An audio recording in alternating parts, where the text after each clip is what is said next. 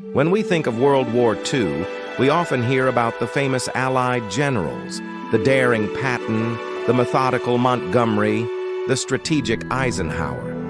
These figures are often cast in the role of the heroes who defeated the Third Reich. But what did the German generals think of their opponents? How did they view the very men who led the forces that crushed their empire? In this video, we uncover the candid and sometimes surprising assessments German officers made of the Allies, offering a fresh perspective on history. First, let's talk about Dwight D Eisenhower. To most Germans in the early years of the war, Eisenhower was a mystery, an unknown political figure elevated to command by the forces of diplomacy. When German reports first mentioned him, they weren't filled with fear, but with dismissive skepticism. German intelligence reports in 1942 didn't even know where to place him. They referred to him as a mediator, someone better suited to negotiating than commanding armies. His lack of combat experience left many skeptical. As Field Marshal Kessler, in charge of the Mediterranean theater, reported after Operation Torch, the massive Allied landings in North Africa, the execution of the invasion was clumsy. They saw it as poorly coordinated, and Eisenhower was dismissed as a mere administrator rather than a brilliant tactician. However, as the war progressed and the Allies secured victories, German perceptions began to shift. Eisenhower's ability to unite a fragmented coalition of nations, armies, and egos became a critical asset. The Germans soon realized that while he may not have been a master tactician, his strength lay in his ability to keep the Allies together, a strength that ultimately would prove devastating to the Third Reich. By the time of the invasion of Sicily in 1943, German commanders had to acknowledge Eisenhower's organizational prowess. His ability to marshal vast armies across different continents and coordinate operations between British, American, and French forces became impossible to ignore. German reports now recognized that the real threat wasn't T1 commander, it was the unified power of the Allies, orchestrated by Eisenhower. Now let's turn to George S. Patton, a figure who struck fear into the hearts of German soldiers. Unlike Eisenhower, Patton was everything the Germans feared in a commander: aggressive, audacious, and relentless. Initially, German intelligence dismissed the Americans as amateurs, particularly after the disaster at Kasserine Pass. But then came Patton, and everything changed. Under his command, the American forces transformed from disorganized and hesitant into an aggressive fighting force that could not be stopped. In North Africa, German officers observed with increasing alarm that Patton's forces were gaining speed and discipline, advancing quickly and without hesitation. By the time of the Sicilian campaign, Patton's reputation had reached legendary status. German officers remarked that he embodied the very qualities the Wehrmacht valued: speed, precision, and the relentless will to attack. By the time the Normandy invasion rolled around, German intelligence was deeply concerned.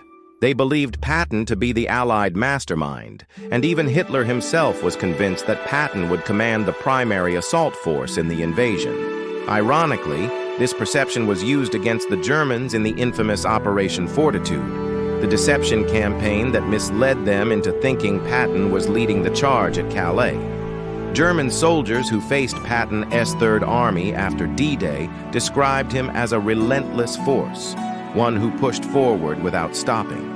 Patton's drive didn't just terrorize German soldiers, it wore them down, forcing them into a constant state of retreat.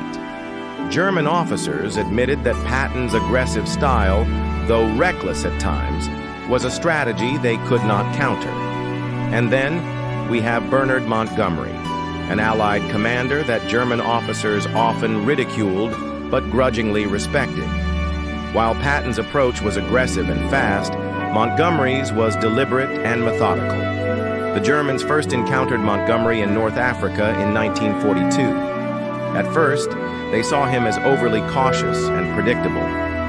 His methods, though not flashy, were effective.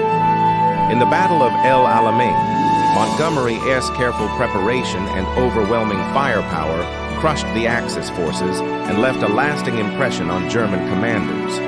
Even Field Marshal Rommel admitted that Montgomery's solid and thorough approach was a force to be reckoned with. While Montgomery's tactics may not have thrilled his allies, to the Germans they were a nightmare. His reliance on overwhelming strength, careful planning, and persistence made him a formidable adversary.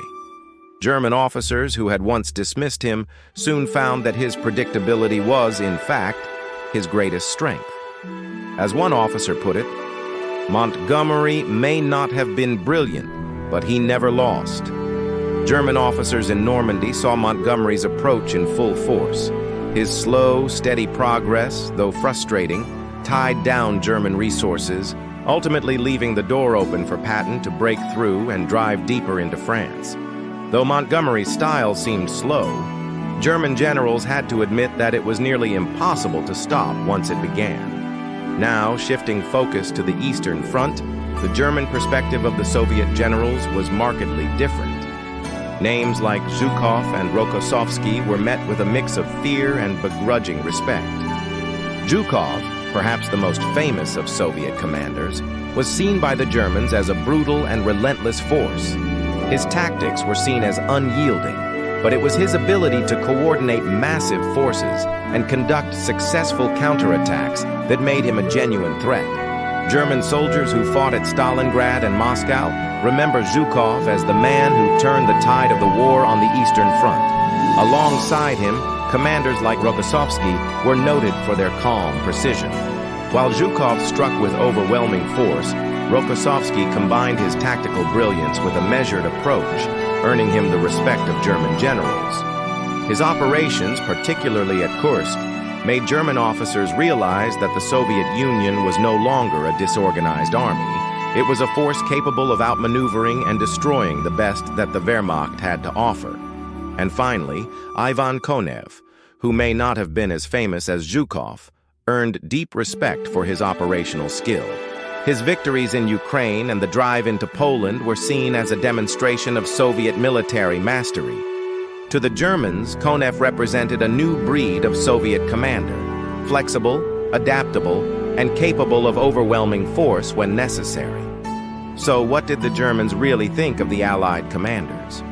While they might not have feared them all equally, each of these leaders had their strengths and weaknesses that shaped the course of the war. From Eisenhower's political genius to Patton's brutal aggression, Montgomery's steady, methodical approach, and the Soviet giants like Zhukov, the German perspective offers a fascinating window into what it was like to face the Allies on the battlefield. In the end, what German generals feared most was not any single individual leader, but the unstoppable force of the Allied coalition itself. Together, these commanders proved that wars aren't always won by the most brilliant strategist or the most aggressive general, but by the combined might of nations working together toward a common goal.